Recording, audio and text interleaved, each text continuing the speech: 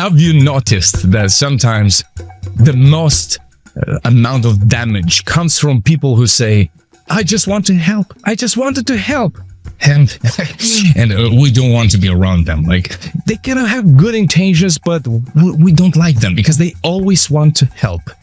And there's the other category of people also which they need a little bit of help. And everybody knows that. They have great potential. They're in a good position, but they don't allow themselves to be helped. And we don't want to follow these kind of people. Now, how can you and I prevent from not becoming one of them? Because whether you are by yourself in a business, maybe you have a small team, maybe you have a bigger organization, you might say, how is this so important to my business or to myself? Well, let's look, for example, if you are by yourself in business, you have a product, you have a service for your customers, and you want to increase your sales, you want to increase your numbers, and also you want to help many people.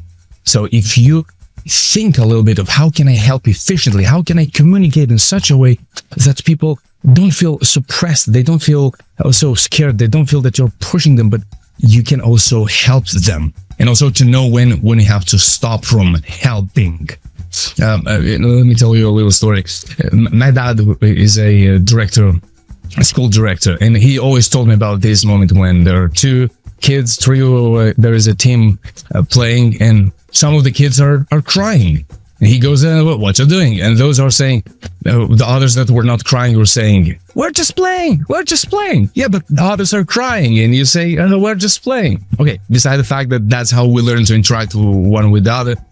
But sometimes adults behave in the same way. And they use another kind of, not excuse, but they put it in different wording. And they want to help. But everybody's almost crying around. Please don't help me. Thank you very much.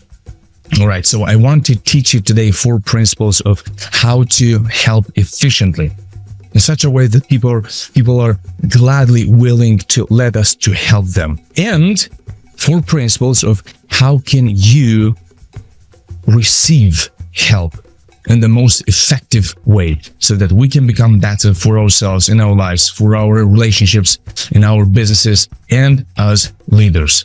So, are you ready to dive in this very specific topic, which I see how important it is, and I really hope that by the end of this video, you'll see the depth of the empathy and of your social skills so that you can grow your business and also you can grow yourself. All right, so are you ready? Let's go. Before we dive in, I want to remind you to take a piece of paper or maybe a notepad and take some notes. I'm going to tell a couple of things which I really want you to remember. And maybe you want to remember them and you'll forget, you'll say, wow, that's very interesting. But then by the end of this video, because definitely we're going to go through a lot, you may say, I forgot that moment and now where can I find it? So grab a piece of paper and your pen and let's take some notes. All right, welcome to Explore Yourself, Master Wisdom and Leadership for Business and Life. My name is Alexander and I will teach you today. I'll do my best so that in 1 hour we can be much greater than 1 hour ago. So it's true that a leader is one who knows the way, goes the way, and shows the way. John Maxwell, great leadership mentor from whom I learned a lot. But I have a question. Always? Do we always know the way? Do we always go the way and always are capable to show the way? Sometimes we don't know the way. Sometimes we don't go the way, and sometimes we struggle to show the way.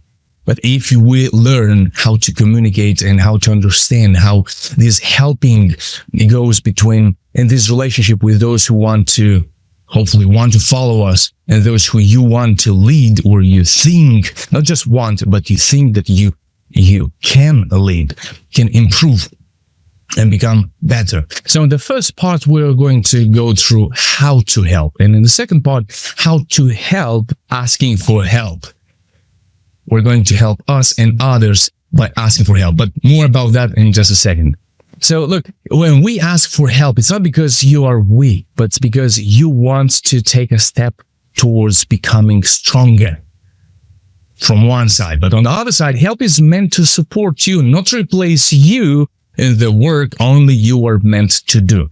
So if from one side it's true that we have to learn how to ask for help, on the other side, there is the other extreme. There are things which we have to do, and others, we can't just put others to do that which we have to do, to put that on their shoulders. So that's why we're going to go through a lot, because there are so many nuances to it. Now, about helping, we only have what we give. When we help others, that's what is going to remain. When we guide others, when we do greater things for others. But on the other side, we have to learn our place in someone's life so we don't overplay our part. Because this is a very, very tricky phenomenon. And this is what we're going to start with. How can we help efficiently? And at the same time, to remember where is our place and where is this line between me helping, me serving, or me overpassing those boundaries and starting to do your work. All right. So it's a very great dynamic. And once you learn it, you'll say, this is great. I know what to do. I know how to lead my team better. I know how to offer help in such a way that the hero is not you, but the person that you are helping. And this requires a little bit of study, a little bit of diving into the nuances. And that's what we're going to do right now. So the principle number 1, don't help them, value them. When you want to help someone, sometimes we focus on what's not working. We see something that there is not working in someone's role in our team or in our business or in our relationships, and we start to focus on what's not working. So focus first on what's working. Ask what they think isn't working. Ask how they would fix it or how they have tried to fix it. This is huge. I'm going to tell you a story about these couple of things here. Ask them if they need you to help to do it. Ask about the risks of not doing it, of not adjusting the thing, and then offer insights for a better vision. So as you can see, there first is focus, then ask, then offer. One of the biggest mistakes that we do is we see something that we know that we can do better, or that somebody could do better, and we see it as something that is bad, and we think sometimes for ourselves, if they could just allow me to tell them how they could have done it better. And when we are given this opportunity, we jump right into what's not working. Hey, well, don't do this thing this way.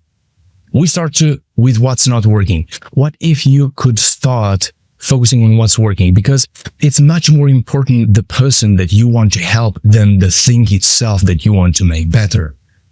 Because if you build a relationship, then that person is going to grow, is going to do their job better, and they are going to be more connected to what they do. So if you also in a relationship, and not only in relationships, but also if you want to sell, you have something to sell, a product or a service, if you focus on how can I focus more on what's not working, then that person which would receive our help, they're already in pain because something is not working. And then you come and you say, that's not working. That is bad. Like, oh my gosh, I know that's not working. But if you start to focus on what's working and say, well, there is something good. There's something good. You start to open the bridge so then you can build this opportunity so that you can help them. Ask what they think isn't working. Ask them, because sometimes they know what's not working. Or you can discover that they don't know the reason, or they're not even aware. So through these questions, and the next one, ask how they would fix it. Maybe because they have already tried to fix it. And you don't know that, because sometimes happens that you're in a company or in a place, you have a role, and then somebody comes in your team, somebody comes in your business, but they don't know you, and they came later. Or it happens that somebody was already there and you don't know their history well, you haven't learned enough about them. Then you jump on and you say, that's what we're going to do. Maybe they have already tried it. So asking these questions, focusing on the person, valuing the person that you want to help, is going to shift your whole framework of how are you going to approach this helping process. And ask them if they need your help, because maybe they say, very great questions. Wow, I haven't thought about it. Yeah, I think I can do it. And you empower them. You let them to do what they could already done, but they just needed your question. They just needed your perspective. You just bring that question into their psyche. They say, wow, that's amazing. Oh, I think I can do it. So that you can observe and you can lead others at the same time, rather than going into micromanaging. You know, the buzzword micromanaging is when you take more than 50% of the decision what to do, and then you take more than 50% of doing it. And you don't allow space for someone to do what they have to and could do. If you just let them do it. Ask about the risks of not doing it. So, with this question, you help them to enlarge this awareness of, wow, if I don't solve this thing, that could happen. Or if I fix it, I could then go into that stage. I could then working on something else. So these questions are meant to grow the person which is in front of you, which you really want to help. And that's applicable for business, that's applicable for relationships and friendship or relationships, or maybe when you think about your client and that you wanted to help because you're by yourself in business, you do the marketing, you do the social media, you do everything. If you start to focus on not how can I help you, but how can I increase your value so that you can become a better leader for yourself? This is a transformational leader. I can help you to help me to help you. If that makes sense. It definitely does. Last one. Then you offer insights for a better vision. You say, wow, I've been through this kind of situation a few times, and that's what are the reflections that I've come up with. Maybe they might be useful to you. What do you think? Would you like me to share them with you? That's amazing. So look, this is the first principle. Don't help them, value them. So every single time when you find yourself, you want to help someone, shift your focus a little bit from me helping you and focus 100% on how can I increase your value? How can I show you that I care and value you? You have no idea what could happen. In some weeks or months, that person starts to flourish. That person starts to bring their creativity. That person starts to bring ideas, greater ideas than before. And you say, what? I didn't know you, but now I can discover you even more, and look at you. And they can look at themselves and say, wow, in a great environment, I can become so much more. And that's your job as a leader, or that's your job as a leader, not just for a group of people, but for your customer. You leading them, but the hero being your customer. You want to grow your business. You want to have better relationships. You want to increase your ability to understand people so that you can lead them, so that you can help them, because you want that they not only escape the pain which they are going through, but you want to show them what's beyond this pain and how they can go through it, having a meta, having somewhere, having a goal, having a vision that they couldn't see it, but you see it and you help them to see it. This is the first principle. Don't help them. Value them. Principle number 2. Don't pull them out of the pit. Lift them up. While you're attempting to help, sometimes it feels to the other side that you're suppressing or devaluing them. Give them an opportunity to change their mind. So what is this? Don't pull them out, lift them up. You know where you are, right? So you've been through, or somebody that you want to help been through, and you already know how do they feel.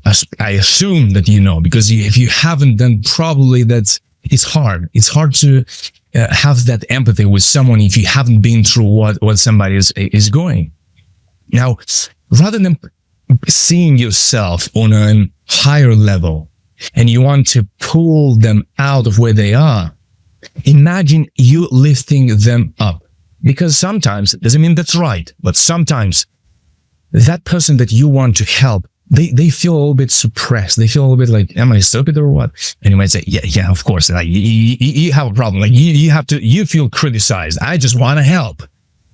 But we also have to learn how to help, because when we change this image in our head, rather than pulling them out, we focus on how can I lift you up? We're going to choose different words. We're going to have different examples. We're going to have different stories. We're going to talk differently. We're going to have an absolutely different listening dynamic while we're having the interaction with someone that we want to help. So feel grounded where you are and talk in such a way that that person feels lifted up. They can have a better lifestyle. If I had started this video saying, look, you've done this wrong, you've done that wrong, you're not good at listening, you're not good at teaching, you're not good at helping, you say, yeah, probably I know, but I can listen to you for maybe no more than 15 seconds. That's it. Then I'm going to close this video, because thank you very much for reminding me. But if I tell you that there is another possibility, there is another version of interaction, of relationships, of business that you could have in your team or with your customers, you would say, man, I would like that, but I haven't thought about it. Being and not knowing how to help or how to ask for help could be the reason. Give them an opportunity to change their mind. Now, I remember the first time I learned about it was around maybe 10 years ago. I was in the gym. I was just a gym instructor. And I observed this thing that personal trainers would approach people in the gym and they would offer a couple of insights, and then they would pitch you, say, look, I am a personal trainer. Would you like to? And so on and so forth. And people didn't really like it. Sometimes they do, but mostly don't. So I was the personal trainer at that time yet, but I approach people and I say, look, I'm just the gym instructor here. I'm not a personal trainer. I've seen that you're doing greatly at that exercise, but there is no way would you like to make it even better, because that's what's going to happen. That's how it's going to help you. Taking that pressure off, saying, look, I'm not a personal trainer. I'm not going to ask you anything or pitch or sell my services. I'm just gym instructor, So it's not me here. I'm trying to pull you out of where you are. No, it's me, and I want to lift you up. Oh, people then look around, and then what happened? You know what happened? Can you guess what happened? People would come to me and say, do you offer personal training sessions? Because they didn't feel me trying to look at them from above and say like, oh my God, what you're doing there? Nah, let me show you. No, lift them up. This is the second principle if you want to help someone, so that you can help them efficiently. Ask where they would like to be, where they would like to get. Ask them. Focus on what's the best outcome they're looking for. Gain their trust by being truly open. It's too early to focus on mistakes. Before you start to build this open, safe space where people don't feel criticized, because people are criticized from their childhoods, constantly criticized. And there are many great people who haven't learned yet how to take in a healthy way a good constructive criticism. Now you might say, that's not on me. No, that's on you. If you're a leader, that's on you. To lead them, to show them another way. That doesn't mean that you have to be their nanny and constantly educating them and giving them 1,000 chances. No, you show the way, you agree to work together, and you lead and you give guidance. Then if the person refuses to follow and is saying no, and they're stubborn and they want to stay in their way, that's another conversation. But of course, that's on us as leaders. You see more than them. So don't feel surprised if the person is not really open for help, and that your help might feel as criticism to them. And sometimes it's because we, as those who want to offer help or want to offer a service or a product, sometimes it's on us. Because we are staying above and looking at them from above, looking down upon them. And that's something that we have to learn. Principle number 3. Yeah. And the last thing about principle number 2. Don't promise less pain. Show why it's worth it. Multiply the outcome by changing the delta. Look, I know it's hard where you are. I understand it's painful where you are at this moment. I know you've been struggling. I know it's hard, but we can leverage this pain. We can find our way out of it. Would you like to? Number 3, don't push down before you lift up. Give them the opportunity to recognize their current position. It shouldn't come from your mouth first. What do I mean by this? I'm guilty of this. Sometimes after you agreed and had the conversation with the individual, the person that you want to help, that sometimes allow us to think that, let me emphasize even more that they are in a hole. Let me just explain to them and how bad situation they are. It shouldn't come from you first. That should be made clear. That look, in the situation where you are now, it's creating lots of tension in the team or in this relationship. Look, that's the situation. And we talked about once, 2, and 3 times. There is something that's off. But allow them to recognize the situation they are in. Bringing questions by how have you got into it? What were your beliefs that allowed you to take those kind of actions or to implement that kind of process in your business? So if you're helping, again, I'm shifting here between leading a team, helping your customer, or managing your relationships, because it's the same. It's true there are some differences, but when it comes to taking initiative and wanting to help someone, it's very healthy to know what works the best with every kind of person. After I started to be a gym instructor and helping people in the gym, then I started to help. After I won contests in bodybuilding, then I started to help others to win contests in bodybuilding. They were champions. That's one kind of mindset. Then I started to help entrepreneurs how to build more critical thinking and how to be more efficient and increment their energy and performance. Then I helped them to manage better their teams and manage their lives better. So it went from one step above, and higher and more complicated and more complex. But there is one thing which unites, and it's common for all these dynamics. Whether you want to help your customer, whether you want to help your friend or somebody in your team, it comes down to empathy, being able to feel and understand first what the other person is feeling and is going through, acknowledging it, understanding, coming to an agreement, and then leading the process. And if we lack this, then we go back to that scenario where a team of kids, they're playing, some of them are crying, others are laughing. Hey, what do? We're just playing. Yeah, but somebody's crying. Yeah, but we're just playing. The same thing. I just want to help. And I'm sure that by this moment, you already know people in your life who they have this mantra. I just want to help. And then they have so many people to blame because people don't want to receive their help. The last one. Let it go versus let me go. Don't confuse you being dragged down with your lack of skills. Letting it go from arrogance versus letting it go so that they can go. This is deep. This is one of the greatest, in my opinion, out of these 4 that I've shared with you. Sometimes, I have a little issue with this. Let it go. What about you go and learn how to lead better rather than jumping into the ship of just let it go? Really? Sometimes we have to let us go so that they can go.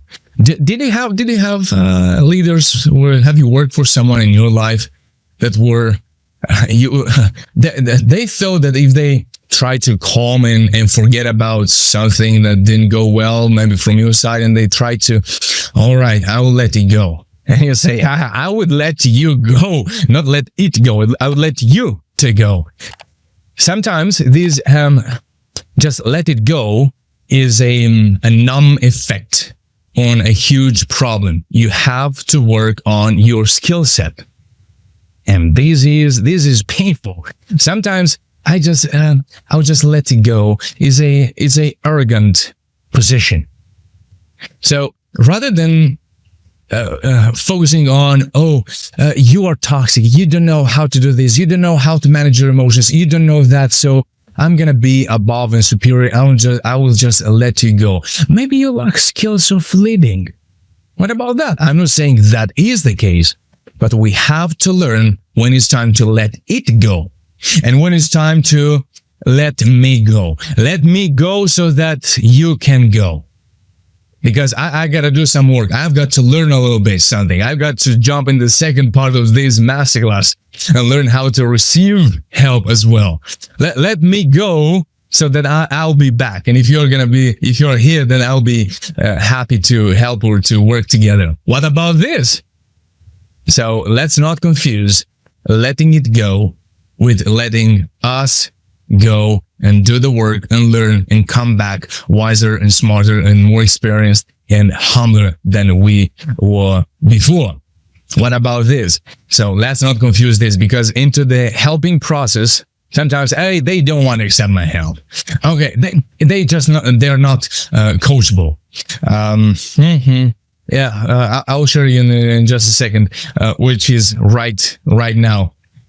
Sometimes it is not that people are not leadable. Sometimes you are not followable.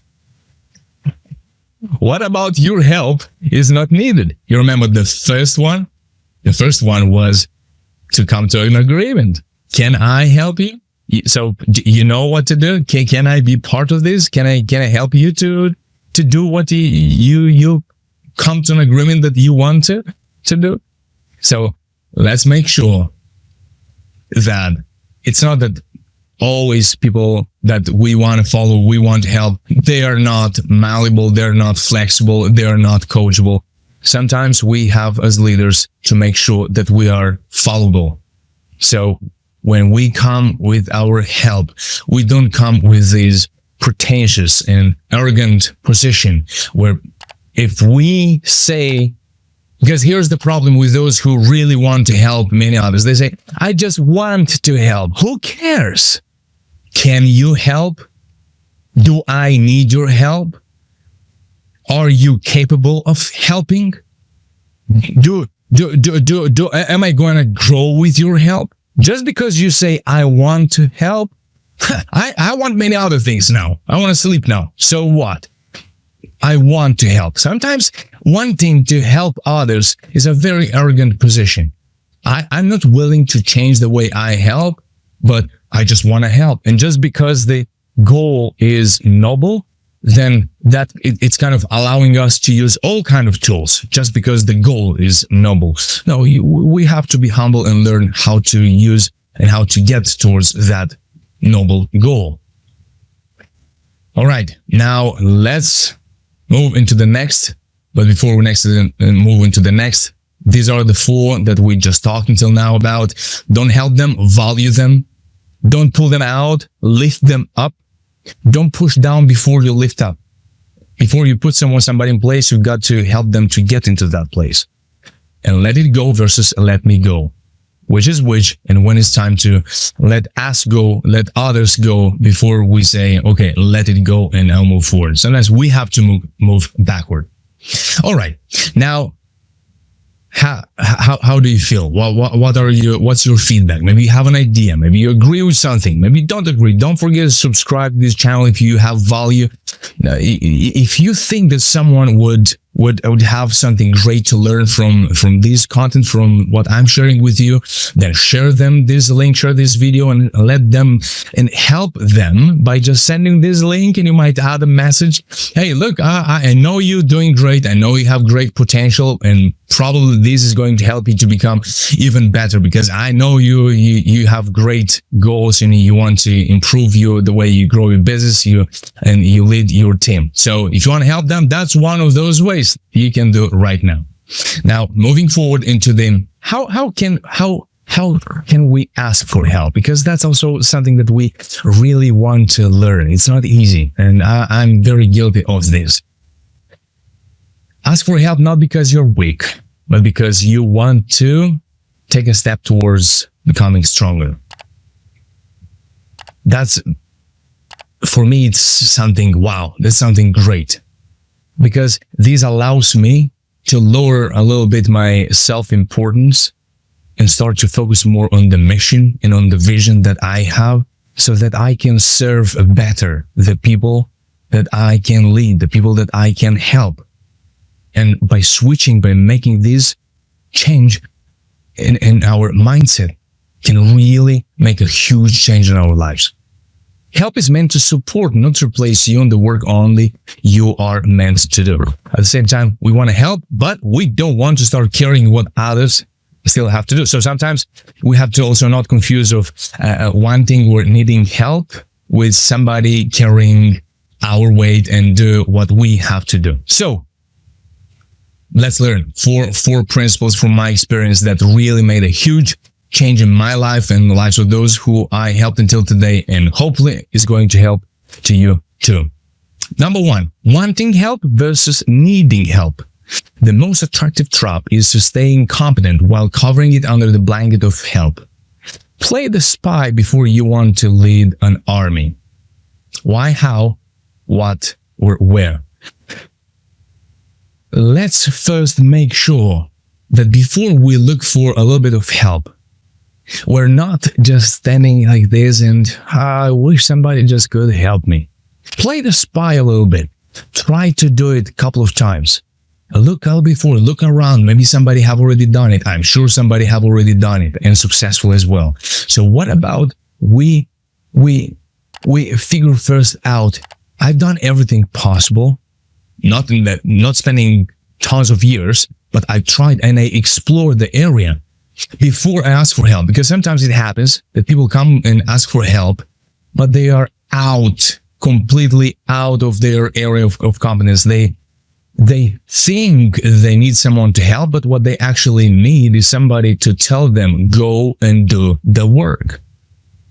So sometimes even that is more than enough to tell kindly to someone, go and do what you already know. And that, in my experience, happens very often. The basics are not done, but they want help. No, they just want a solution that would justify their lack of action, so that somebody's going to help me, so that then I can say, that's why I didn't succeed, because nobody helped me, but now somebody's going to help me, and therefore I'm going to succeed. Probably. And most often, the help that these kind of people receive is not the people they are looking for, because they want it, but didn't really need what they were looking for. So their needs and their wants was something different. So before we ask for help, sometimes let's first make sure that we have explored the area, so that when we go to someone to ask for help, we already know what to talk about. We are already in the field. And that allows the other person to see that we've come prepared. We've come prepared to ask for help. Otherwise, there might be many great people that could help us, but we haven't done our homework. And again, whether you go in your relationship, you haven't learned well about their people, haven't asked questions, or maybe you want to help your customer, but you don't know about their pain points, or maybe you want to lead and ask a little bit of help from your team and your business, but you haven't learned about them. And they might say, look, it's been 2 months I'm doing this job here, or I have this position here. And you say, oh, 2 months? Oh, so a year ago you weren't? No. Oh, let me go back and do my homework. So let's make sure that we do our homework before we ask for help. Learn about the person that you want to ask for help. Learn about them and come with an why. Why do you need this help? Because you can't understand something about the why. Why should they go in this direction or the other? How, or about the how, or what and where. The best questions when you need help should start with why, how, and what or where. If your questions starts with many other words let me tell you a story. That's not really asking for help. Number 2, looking for help is not asking for help. Don't confuse high standards with expectations. Looking for help is not asking for help. What does it mean? It happens very often, in my experience, that because I'm a little bit more on the other side. I'm more into, I will reinvent the bicycle and then I will go to ask for an advice. Unfortunately, still working on it, and that's going amazing. And that's really something that exponentially changes your life. Your whole universe just expands so fast that you have no idea. Now, there are others who they look for help, but they're not asking for help. They are in a situation where they know they need a little bit of help, and they're kind of passively looking, but they're not asking. This is a huge problem. When we just think it, we feel it, we imagine it, but we don't do it, that's not looking for help. That's not asking for help. That is looking for help. And let's not confuse high standards because, oh, I want someone to help me, but they need to be like this, like this, like that. Okay, no problem. But you cannot put those expectations on others just because you have these standards. Now, if that's not the right person, find another one. But just looking for help because you have high standards and you build these expectations that people should treat you, wow, my God, you're such a unique example. You're such a unique and great person. Oh my God, why haven't I found you before so I would have helped you? And then you say, oh, but here I am. Please help me. I'm exaggerating, but something similar happens in our lives and we have to be aware of that. Number 3. Asking for help versus asking people for help. People will appreciate, value, love you for who you are, but they will choose to invest in you because of your vision. This is great. Sometimes people have this expectation that they must receive the help that they are asking or looking for because respect and helping others is something that should go beyond my achievements or beyond what do I have accomplished and done and showed until today. Wait a second. As a person, I might love you, but I will decide how to go in this interaction according to your vision. I will invest in you only according to your vision. And this is not arrogance. This is a little bit of responsibility.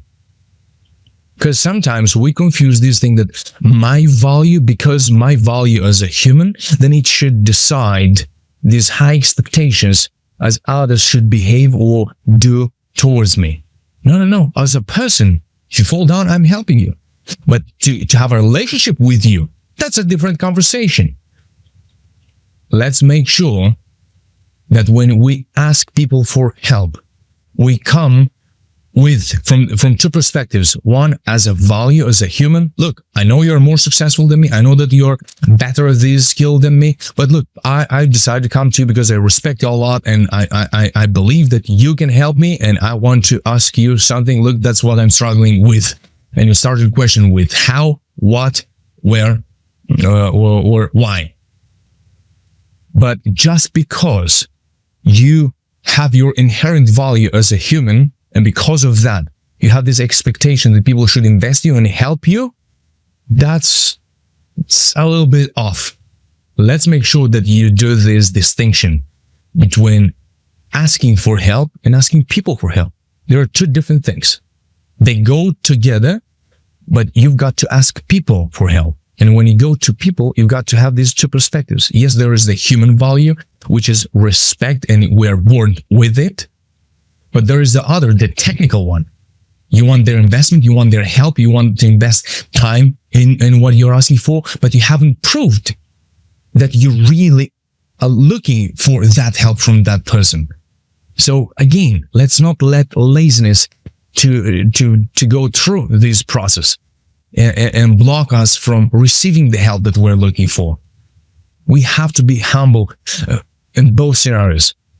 When we offer help, to be careful, to not position ourselves on a pedestal and we're there. Oh my gosh, the road is long, but I'll try to help you.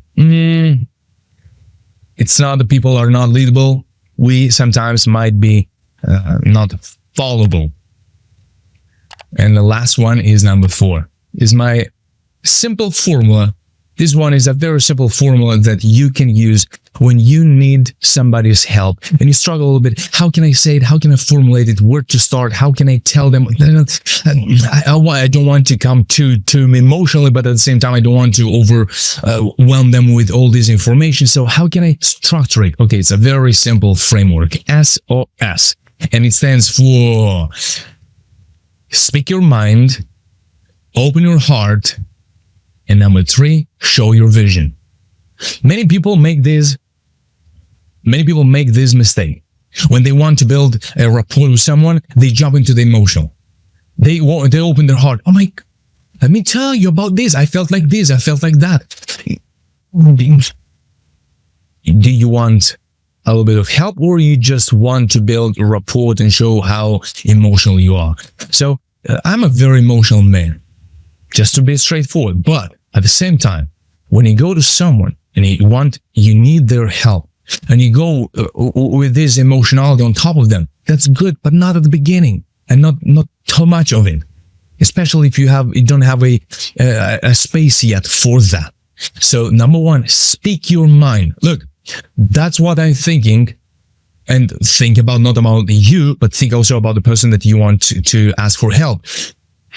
Are you okay now? Is this a good time for you? Is this a comfortable time for you? So you rationally come with information. Speak your mind. This is why I stopped you. Do you have a minute? I want to ask you this question.